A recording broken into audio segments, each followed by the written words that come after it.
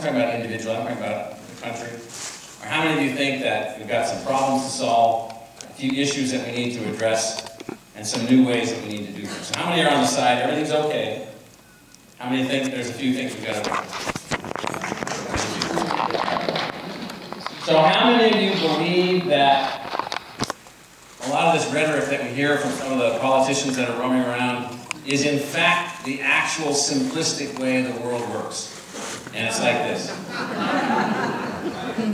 That either we eliminate all taxes and all government and everything will be perfect, or, equally outlandishly, we tax everyone until there's no reason for them to exist except to pay taxes. So how many of you think either of those models work? I don't think they work. Well, no one in here thinks that, because no one here, at least, is openly foolish.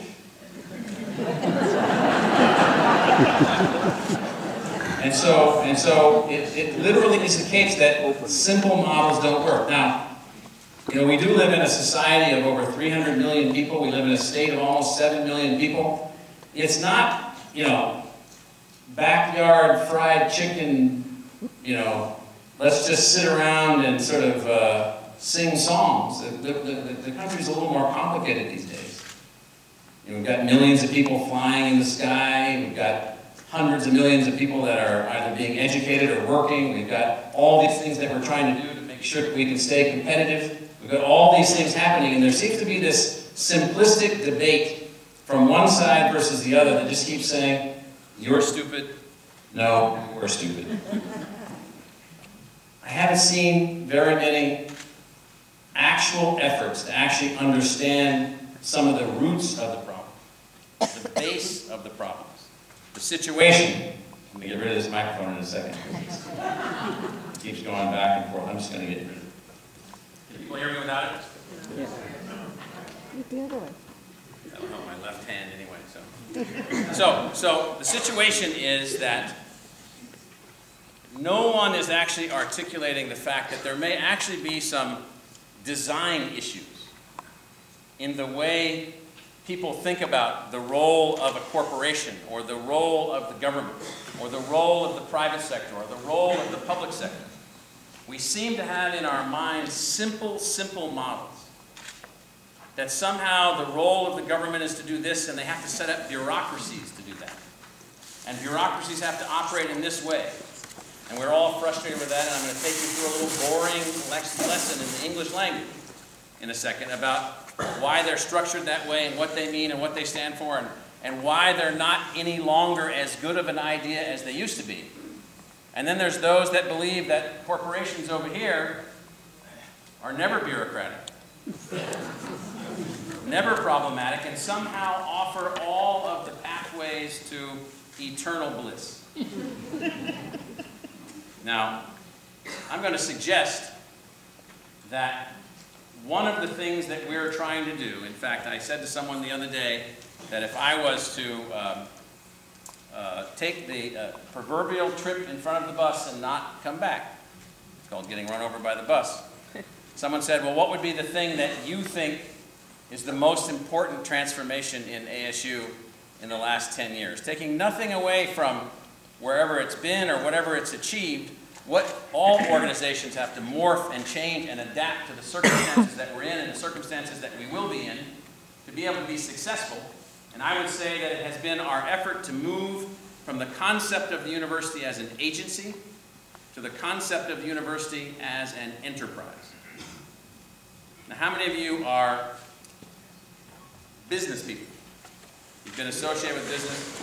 How many of you are, and everybody else shut your eyes, government people? Now, how many of you think that those are the two ways you get things done? One or the other. There's a lot of people that think that. Not many of you fess up to it here, but there's a lot of people that think that that's the way that things get done, one way or the other. And I'm going to argue that one of the fundamental things that we're facing in the United States is that we literally believe that we should be offering services to the public through entities constructed and designed as agencies. Now let's take a look at what an agency is. Now, I use dictionary definitions like this when I'm trying to get something on the screen in front of your eyes more boring than me.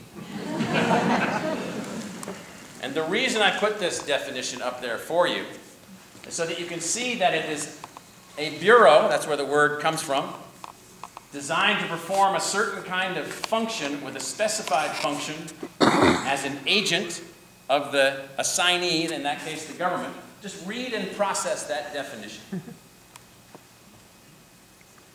Now, the model for the design of the government of the United States, the government of the state of Arizona, the historic design of public universities in the United States has been around this.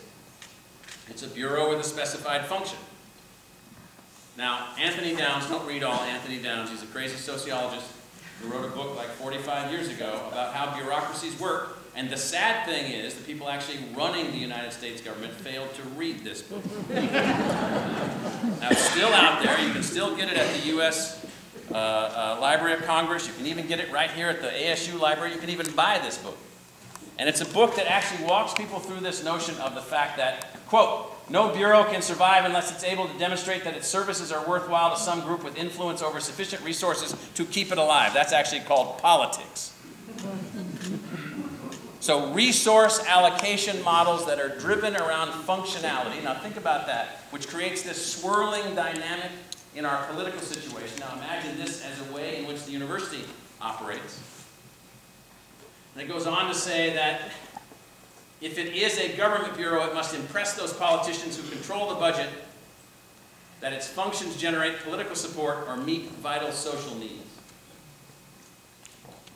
Now, how well is that system working out?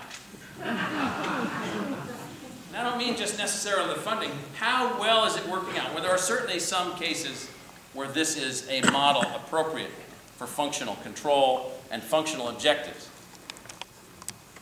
But what if you're actually involved in an activity where your job is to create knowledge of unknown character, transfer it to people of widely distributed interests and capabilities, and to do so at the lowest possible cost so as to prepare the next generation of individuals matched with fantastic new ideas that no one else has ever thought up before, or that few people have ever thought up before, matched with new machines and new things and new ideas and new tools and new ways to do this and new ways to do that. Is that a model to do that? So the model has broken because it turns out that people have decided not to fund the universities as agencies. I was testifying today before the Senate Appropriations Committee saying to them if they could only get out of the way, we might actually be able to operate in a different modality. So Downs, I'm sorry to give you this lecture, but it's absolutely essential to the test that's coming up. So Downs specifies that bureaus are inclined toward routine and inertia. I certainly hope the United States military, for all of its vaunted and unbelievable capability, avoids the notion of routine and inertia. I certainly hope that our great universities, our great public universities, avoid the concept of routine and inertia. The last thing we need are knowledge organizations driven by routine. The last thing we need is inertia as the predictor of our outcome. But that is what these organizations do.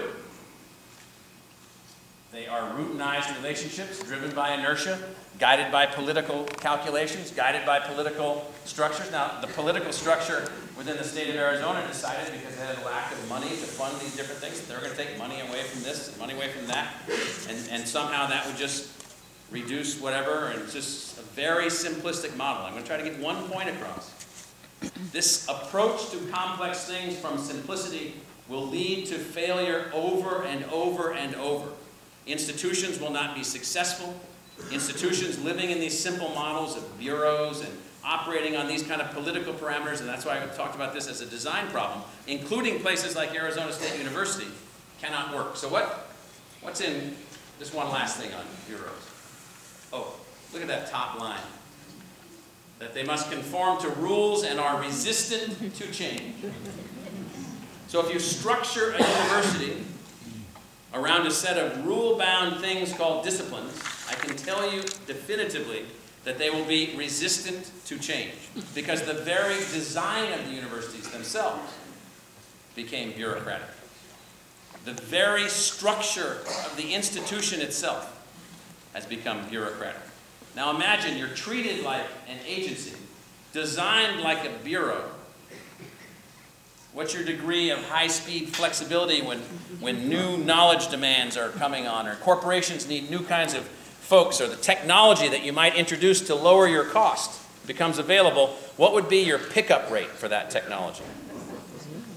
It would be slow. So I was selected as a guest lecturer not too long ago at the University of Illinois, where I was invited to come in and give the Justin Morrill lecture. They picked somebody to come in and give this lecture. Somehow they found my name in the Phoenix phone book and called me up and they said, come over and give this lecture on the future of universities and stuff like that. So University of Illinois is a fantastic university, and it was just interesting to me that a few months ago they had a fantastic vote that really caught my attention. They had advanced a thing called Illinois Global. The University of Illinois offering a global campus, but I wanted to talk to someone when I was there to learn more about it, and they said, well, it didn't exist anymore because the faculty had voted it out of existence. Now, why did they vote it out of existence? They voted it out of existence because they're resistant to change. They voted out of existence because it was not something that an agency-structured, bureaucratically designed university could necessarily do. So what's an alternative? Now, these are not my words, okay? So I went all the way back to the supposed keepers of the words in Oxford, in the dictionary that they actually put their own name on, and said, okay, an enterprise by contrast. Now, I'm talking about a university here, but I could be talking about the Federal Aviation Administration. I could be talking about the Arizona Department of Transportation. I could be talking about any of a number of entities. So I'm trying to lay down a sort of deeper thought pattern for you to sort of have a chance to embrace here. So what is an enterprise? It is bold and daring.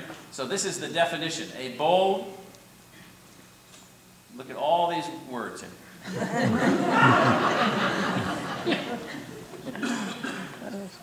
Entrepreneur, entrepreneurial. These words aren't from me. Momentous, daring spirit.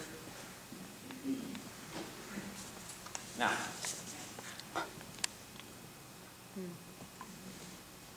how many of you believe that this is the fundamental design principles for the agencies of the United States government? How many of you believe that these are the design principles for public schools? I've heard there are some issues in public schools. I could be wrong.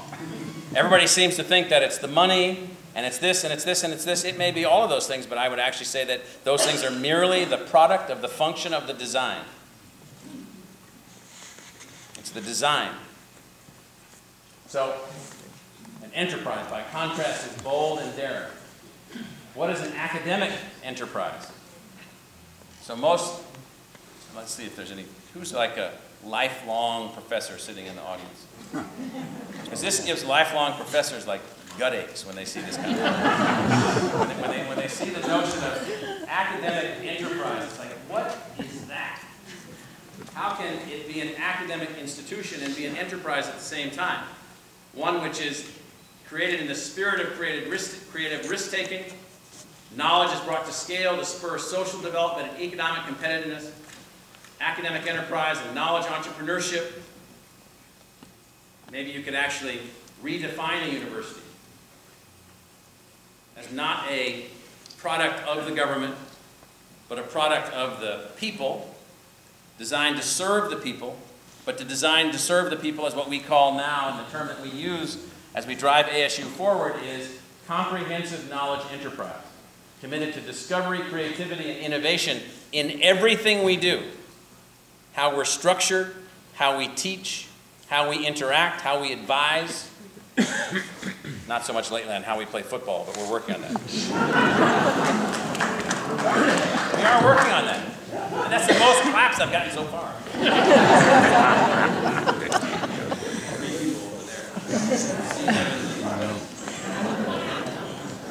And so this notion of academic enterprise and knowledge entrepreneurship, I just want to sort of rest here for a second and say, this is the path that we've been on for 10 years. This is the path at ASU that was laid down as a foundation for the 20 years before that to enable us to be able to do this.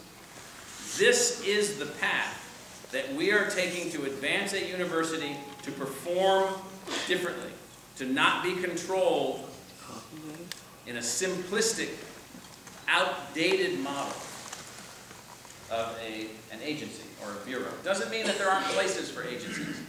This isn't one of them. This isn't one of them. So, as an enterprise, so imagine you have these different models. You have government agencies, you have enterprises, you have corporations, you have other kinds of entities that are out there. In this particular case, the way that I'm using the concept of enterprise is around this basic idea of the university as an enterprise is embedded in a competitive arena, producing knowledge capital.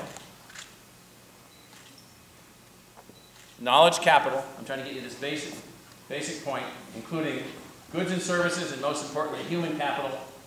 And so these four concepts right here are absolutely important, we think, to what a knowledge enterprise does that produces knowledge capital, largely when it's embodied in the human form, students. Perpetual innovation. Are agencies perpetually innovative? Well, we just heard from Professor Downs, they cannot be perpetually innovative. They actually run a course. And their innovation may have been at the point of their creation to solve a particular problem, and then they run their course. Someone list for me the agencies of the United States government created since the 1850s that no longer exist. I'm listening. Well, no, the civil aviation, the board before NASA, all these other things, they're now a part of other agencies. They're still there. There's still a little seed, so there's a few, but there aren't very many. Thousands of creations, dozens of disestablishments, all running their course, no perpetual innovation. So when somebody comes along and says, maybe it's time to get rid of NASA, you're like, okay, probably. But that doesn't mean you give up. Maybe you need a different kind of enterprise. I wrote a proposal for the former NASA administrator, a classmate of Rick Shangraw's and mine from the Maxwell School a few years ago, and said, let's rename NASA the National Exploration Enterprise. And have private sector, public sector, every kind of focus that you can possibly imagine, completely funded in different ways, driven in different ways, advancing in different ways. Well, what do we have now? Right now we got a space station in orbit with no way to get there. I mean, you know that the space shuttles are all grounded. They've lived their useful life, and the only way now is to go up in some ancient Russian tin can strapped to a wooden chair. These chairs literally have wooden components. Get all the way up to the space station, then come back, and where do you land now? Somewhere in Siberia, in the dirt.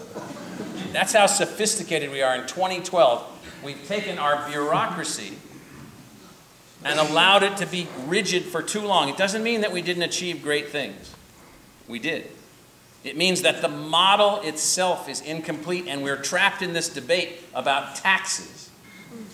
We're trapped in this debate about who's going to pay for what. We shouldn't be paying for any of this stuff until we rethink how it's being done.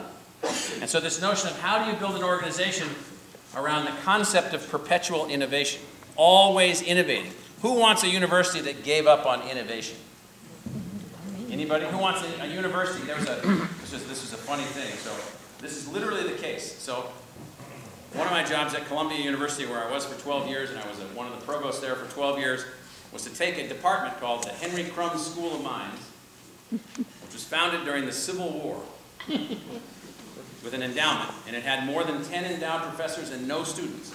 In 1995, this is to give you some sense of how this works. And so it had no students, none. All these faculty living off this huge endowment. so my job was to kill it, fix it, or move it in a different direction. So we moved it in a new direction. We created a new school, a school of earth engineering, earth systems engineering. We did all this stuff. We made all that happen, created that thing. That was the first new department at Columbia University since between 1948 and 1995. Wow. I just don't think that's perpetual innovation. Now this thing, this edge of newness. So do you want the students that graduate from ASU, sure you want them grounded in science, you want them grounded in culture, you want them grounded in the humanities, you want them grounded in fundamental business principles. We focus on fundamental entrepreneurship as another area to ground students in. But do you want them taught old? Or do you want them at the edge of newness where from the way that we teach them they have the capability of learning anything? We're not there yet, but we'd love to actually establish a university and create a university to be able to create an environment where our graduates have the ability to learn anything. What is it that you need to know? What is it that you'd like to know? And so these concepts of deep competitiveness, edge of newness, ecologies of innovation, let's talk about that. If you're a bureaucracy, so I was an advisor once. I've been an advisor to like 25 different countries and traveling all over the world talking about how to use science to produce social and economic outcomes in different countries around the world. And then in the United States, I was an advisor off and on to different laboratories. And I went to a place once called the Lawrence Livermore National Laboratory of the United States Department of Energy to try to figure out how they could spend $1 billion a year on science or whatever they were spending and produce no spin-outs. Now you'd think, well, they didn't do the right thing. Or they did secret stuff. No. No, it wasn't any of those. It was the fact that they didn't operate in an ecology of innovation. They operated in an agency-oriented entity. And they couldn't do that, even though people wanted them to. It's not like nobody wanted them to do this and they couldn't get it done. They wanted them to do that, and I got sent in as a part of the team to figure out why they couldn't do it. They couldn't do it because they were commanded by an agency, even though they were a group of scientists. They were under the control of these agency-oriented thinkers who had so many rules that would allow who they could hook up with that they couldn't actually create an ecology of innovation as an environment in which organizations and people learn from each other to stimulate innovation and change by interacting with each other. So now imagine, you probably already know the answer. Would you like your university to be based on an agency model or on an enterprise model? I don't know, some of you probably want the agency model. It's certainly a lot simpler. So, I've had this slide for a few years, and it's not exactly perfect, but it serves purpose today. So universities started and have a lot of genetic material in us from the old Greek academies. Discourse, the whole notion of setting up scientific theories and how you advance scientific theories, but these institutions were very small in scale and were very conservative. They were very conservative. If you move upscale to larger scale in terms of impact and higher risk, we don't mean risk as in business risk in the same way, but risk as in what are you doing? Are you just a factory producing the latest political science graduate? Or are you actually being innovative in how you produce that latest political science graduate? Are you changing the way you think about teaching and learning? Are you innovating? So our model out here has said, well, why don't we try to do both? Why don't we try to be highly innovative, take actual risks, organizational risks. Enterprises can take risks. Agency can't really take risks. What happens when an agency takes a risk and fails? It's called sayonara. And you are usually scapegoated for the politicians who actually move in that particular direction. It happens over and over and over all the time. So in this case, how about an innovative institution capable of taking risks that can operate on a large scale? So we're calling that model, not ASU. The model. ASU is attempting to prove the model. Attempting to prove the model that this new kind of higher education institution on this enterprise platform can actually work. Now, quickly, as a knowledge enterprise, our principal product is people, as I suggest on the lower left. Our second product is ideas, and then we have products. This usually, they wouldn't let me put this in the slide. It just says stuff, or ray guns, or things that that make your brain look funny, or whatever it is. I mean, it's just stuff that we do.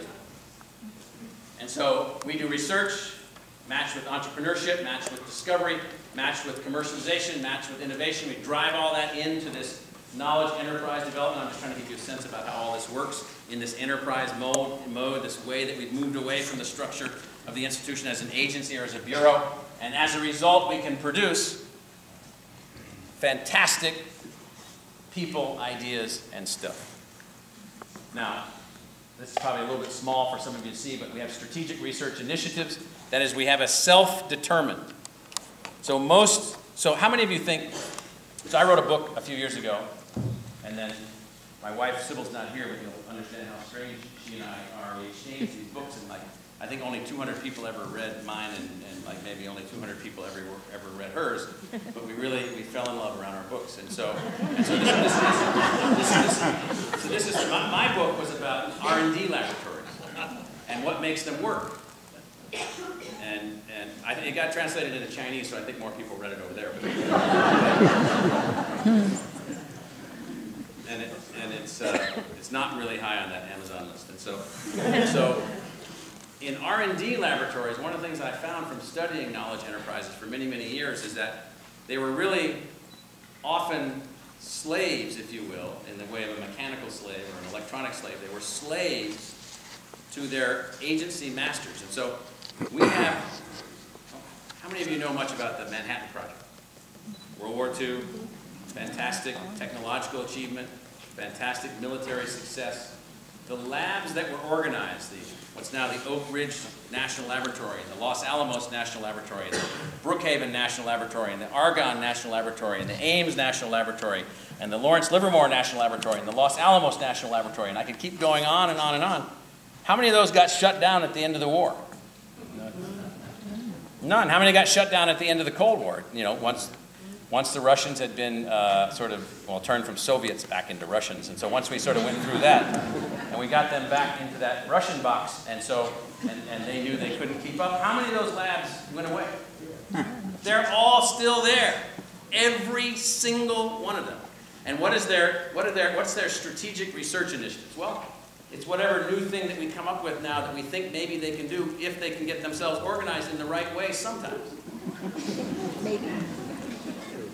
Because they are overseen by an agency model and a strict bureaucratic structural model. Doesn't mean there aren't great scientists there, don't get me wrong. But there's no self-determinism towards objective or outcomes or purpose. So ASU as an enterprise is working around areas such as sustainability right here, or working around areas such as health outcomes, like I was talking about earlier with some of the members of the President's Club. And that is, there are outcomes that we're working toward, that we determine, that the people interact, and advisors and others interact with us, where we're moving into a knowledge market with people, into a knowledge market with ideas, into a knowledge market with stuff, where we're actually able to be responsive. Now, we have this thing in Washington. You've heard about this. I know you've heard about this. There's a budget problem there. And so we're taxing everyone at this level, and we're raising this much money, and we're spending this much money, and we'd like to cut some things, and nobody knows what to cut, and they're arguing and going back and forth, cut this, cut this, cut this, cut this, cut this. Why can none of it be cut? Well, Professor Downs outlined that reason for us. Because we have an elaborate political set of mechanisms around agency behavior in which Congress is completely bought into it, for which there are no alternative structures. And most public universities have been on this path, and we've worked very hard for 10 years to get ASU off the path. Now, how do we determine our research return on our investment? Let me go back. Pretty cute slide there. Inputs and processes. Produce a whole bunch of work. And then outputs and outcomes. And let me just focus on this key difference. Outputs. What are outputs of a research enterprise? New knowledge, papers, patents, what stuff, yeah. New graduate students, undergraduates who know how to do anything. Those are outputs, and you can count them. What are outcomes? How about health care delivered at a lower cost to everyone with higher and better outcomes for citizens. Now, a few weeks ago, a couple months ago, I wrote this article at the request of a magazine called Nature Magazine. Now, most of you in here never heard of Nature Magazine. Nature Magazine is a big deal science magazine. When they call you up and say, can you write something in 48 hours that attacks the very core of the National Institutes of Health? And you got to get it to us in 48 hours. I said, yeah, okay, well, you know, I won't be able to go to Washington anymore, but what are you concerned about? And here's what they were concerned about. So the agency called the National Institutes of Health was created in roughly the 1930s, evolved to be the National Institute, singular, of Health in the 1940s, and since then they have evolved 27 individual institutes that make up that National Institutes of Health. And those 27 institutes last year spent $31 billion of your wallet. All very well intentioned. Some of it unbelievably successful and powerful scientific discoveries. But the notion was they wanted to add a 28th institute. And I wrote a little piece, just to put this into perspective, that said, please don't add a 28th institute. Why don't we go back to ground zero and rethink this thing? So I wrote an article to that effect that then got picked up by the Boston Globe and printed as the main opinion piece on the Boston Globe Sunday a few months ago. After which well, not all the mail was good that I got after. So the main point that I was attempting to focus on was agencies want outputs. Outputs. I want to count them. Enterprises want outcomes. It's a different thing. So at ASU, we've tried to design the university. This is not exclusive or comprehensive, to perform research for the attainment of outcomes, where we have both outputs and outcomes. Now, you can get along into this crowd, as ASU has, by advancing this model. So we've done pretty well in terms of research. We don't have a medical school, so ASU is now ranked in the top 20 of all universities without medical schools in terms of research. And you've heard of these other losers here. So we sort of know what we're doing. We got that going. We got that being advanced.